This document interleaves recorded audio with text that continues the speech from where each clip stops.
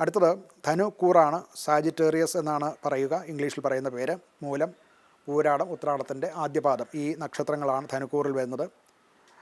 4-ാം ഭാവത്തിലാണ് മീനത്തിലാണ് 3 ഗ്രഹങ്ങൾ സംയോഗം ചെയ്യുന്നത്.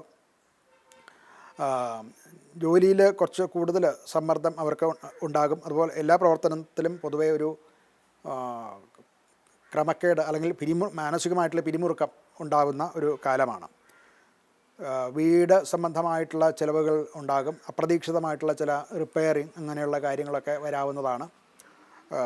അതുപോലെ മുന്നേ കൂട്ടി ചില കാര്യങ്ങൾക്ക് വേണ്ടി കരുതി വെച്ച ധനം അപ്രതീക്ഷിതമായിട്ടുള്ള ചില കാര്യങ്ങൾക്ക് വേണ്ടിയിട്ട് ചിലവിടേണ്ടതായിട്ട് വരും.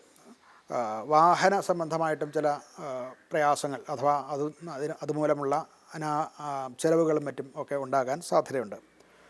ആരോഗ്യപരമായിട്ട് മാനസിക സമ്മർദ്ദം ഇവർക്ക് കുറച്ച് കൂടുതലായിരിക്കും. അതുകൊണ്ടുണ്ടാകുന്ന ക്ഷീണവും ഉറക്കക്കുറവും ഒക്കെ അവരുടെ ആരോഗ്യത്തെ കുറച്ച് പ്രതികൂലമായിട്ട് ബാധിക്കാൻ സാധ്യതയുണ്ട്. കുടുംബപരമായിട്ട് കൂടുതൽ ശ്രദ്ധ ആവശ്യമായിട്ട് വരും.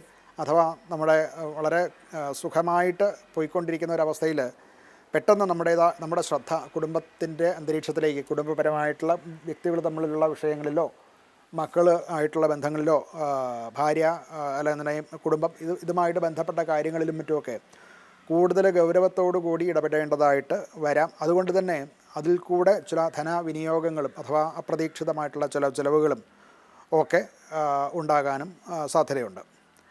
പരിഹാരമായിട്ട് വ്യാഴപ്രീതി നടത്തുക.